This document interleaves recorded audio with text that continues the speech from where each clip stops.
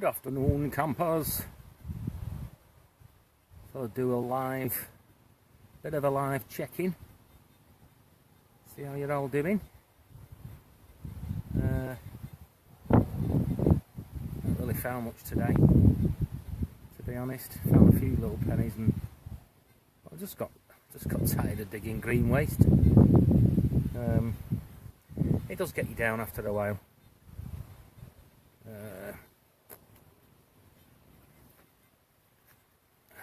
So I'm just enjoying a bit of a vape now. It's a lovely, well, what could I say? It was a lovely day. It's a lovely autumn day. Let's call it an autumn day.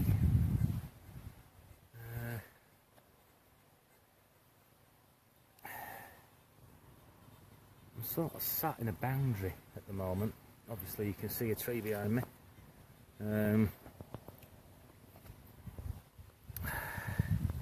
But I just like being out. I just like being out here. I've got to say, I just enjoy. I'm actually in this field here at the moment, and the grass is really long, and there's not so many signals. But the reason I've gone in there is because I'm sick of digging green waste, and this field and the other three along the side don't have any waste on them. They have iron on them, but they don't have green waste on them. I think you can actually, let me see, where's the doofer to turn it over? There it is. Let me just see. I'll just turn you to the field. Right. You can see me stick there. Well, that's the ring field there in the background, behind that pylon.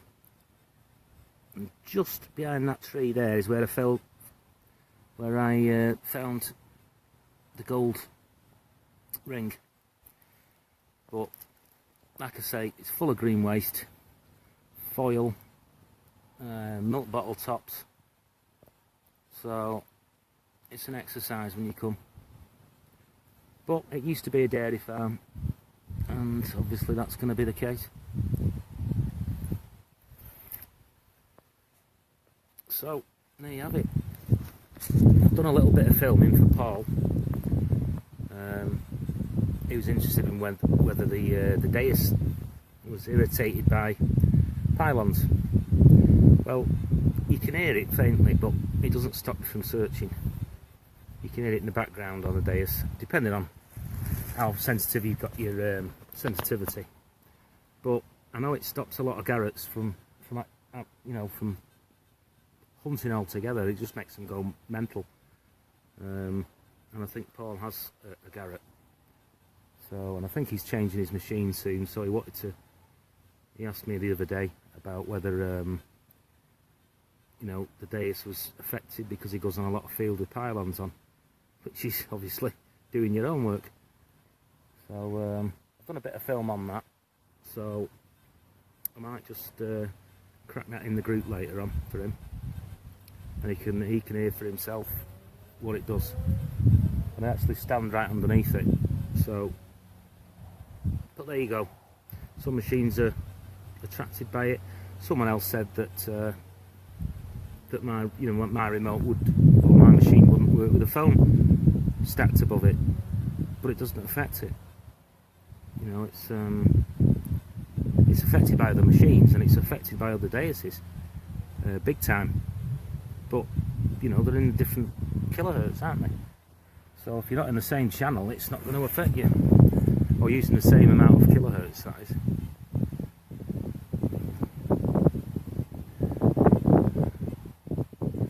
I have no experience with a T2. I'll tell you who has. What's his name? Darren? Can't think of his name now.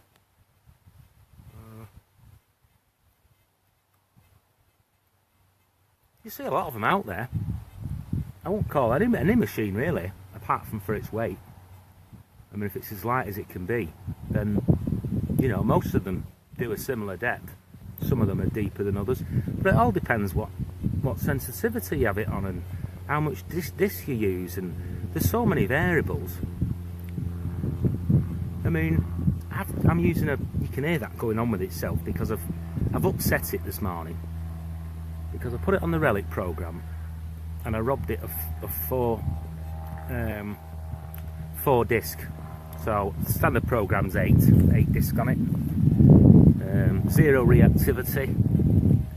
Well, the reactivity robs depth again. So people who have it on, you know, reactivity 2 and reactivity 3, you know, they're robbing themselves depth. So that's why I use the relic program a lot.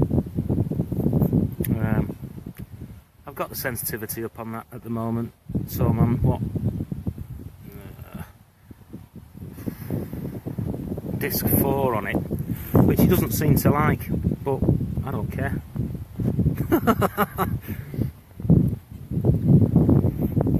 Still fine stuff. I mean, I found 4 coins today, but nothing special. Like I say, it's I could sit here and talk all day, mate. Just like being out. Obviously, if it's peeing down, I don't. But I get wet all week at work, or most of the weeks anyway. So when it comes to weekend, I like to stay pretty dry, if you know what I mean.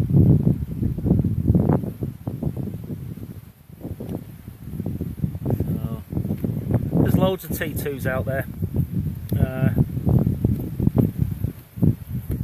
I'm not sure who has them, but if you put something in the group, you know, ask if there's any T2 users in the group that can give you pointers.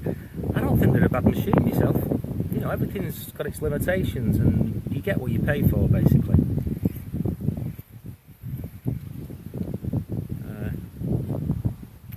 The thing I like about the Deus is it's so light.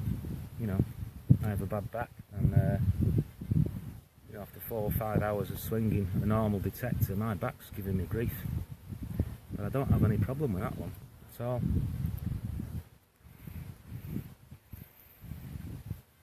Let's have a look what this new mine lab's like. A lot of hype. I've not seen any vids yet about it. Be interesting to see. The trouble is with detectors is, you know, people who don't understand how they work will go into their own field with their own detector, and then they'll buy a new one and they'll go into the same field, and then they'll come out and say, oh well, I emptied that field, there was nothing in it. Well, no, you didn't. You just walked in a different place. You can't possibly walk over the same signals as you've walked over on a previous day. It's impossible. And you're only getting coverage of about 2 inches as you swing backwards and forwards, depending on, you know, if you've got a double D coil, you know, it's narrow. You're probably better off with a cylindrical coil, you know, a round one, if you want to get more coverage. But you can't judge them like that. The only way you can judge them is the same way they judge golf sticks. You have a machine that holds a golf stick. It's programmed to do the same swing every single time. And I think it was a few years ago, before, well, it must have been at least 4 years ago, I used to play a bit of golf.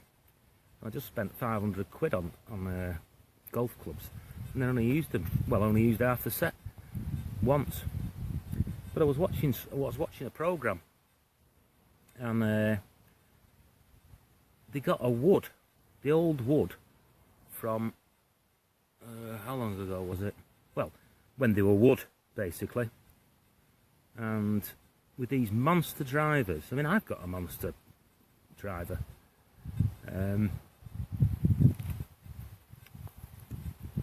But the wood on the machine was only somewhat like 2 foot shorter when tested with a computer than the monster driver.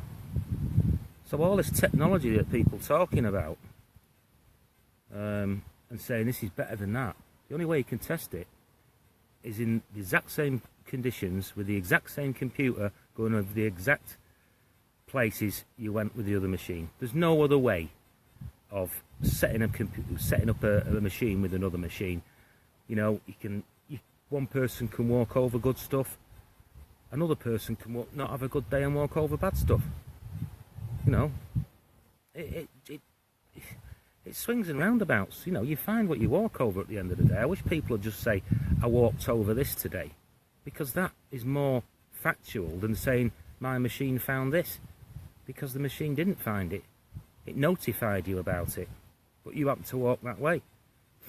So, you know, I just don't understand all the hype about, you know, these machines can do this and they can do that. They can do all different things in different programs, in different soils, in different wetness or moisture. They're all factors. You know, you can't get the same moisture factor in a field 2 days running.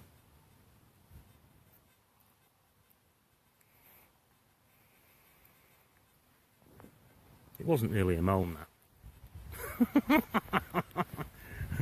People are going to think I'm mad over there. A young couple are walking past up the path, and I'm talking to me phone. So I bet they'll keep the distance if they hear me.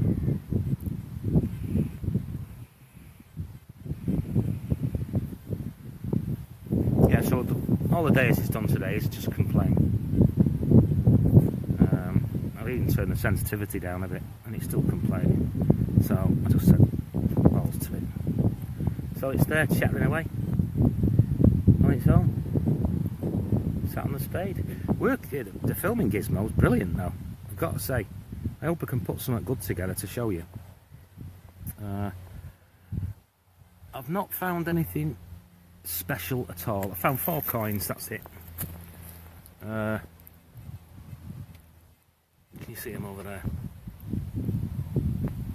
There were 25 grandmas walked down that path the other day, and I followed them, hoping that one of them had dropped a ring or something like that.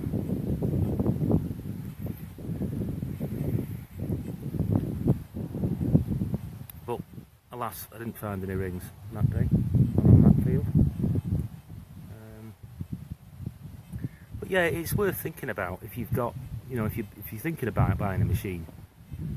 These are the sort of things that you need to know. You know, you need to know whether you can operate under a pylon, because if you can't, and most of your land is under a pylon, then you're wasting your time getting a particular type of machine. Some of them are more sensitive than others. I don't know what the T2s are like underneath the power lines. I suppose I'll have to get a T2 owner to tell me. But I know the Garretts, or certainly the 350 and the 400, suffer badly. These two are sick. It's just a small vape thing. It's not like these big canisters people use and create like a blown up turbo smoke. I don't have it for that. I think it's just more the habit than anything else.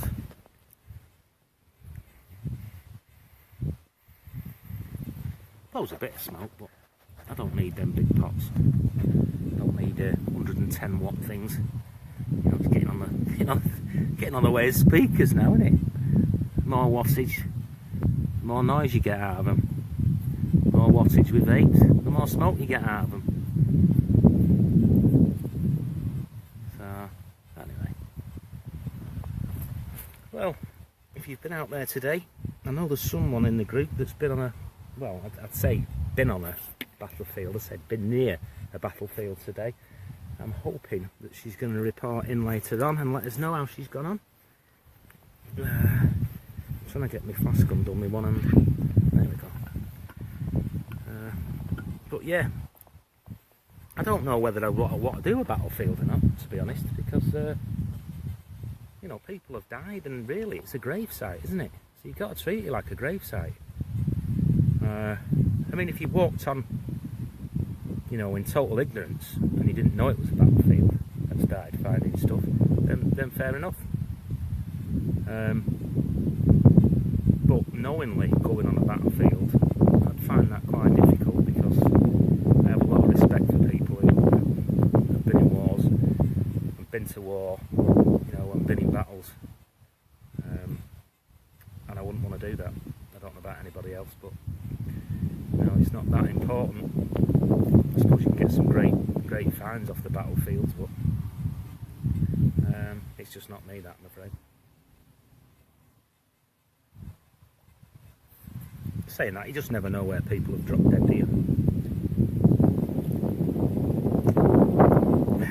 Well, I'm going to look at my lottery ticket today, because if I win lottery, I'm going to buy Norfolk. I'm going to kick everyone out.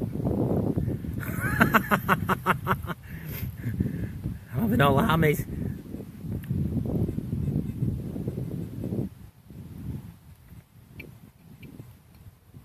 That's a good brew, that. Yeah. So, I don't know what time it is yet.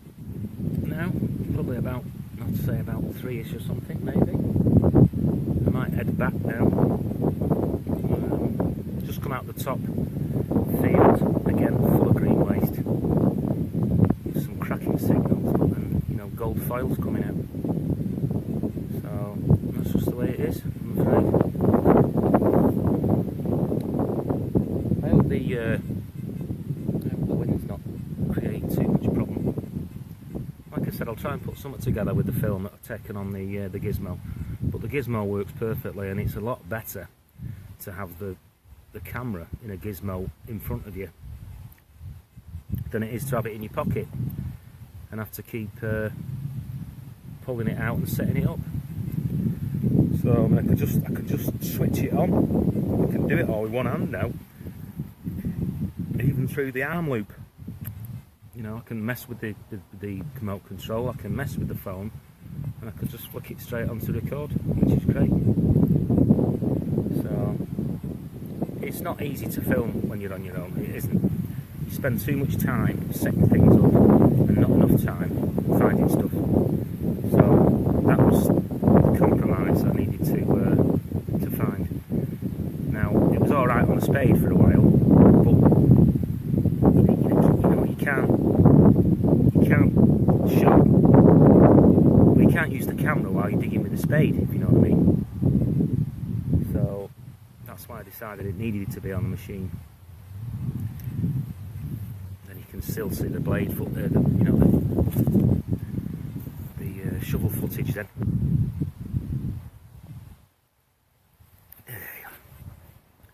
So I'm going to start heading back now.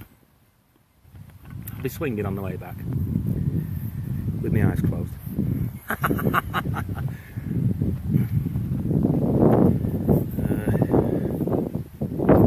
I'm fatigued tonight. I had that lamb again yesterday.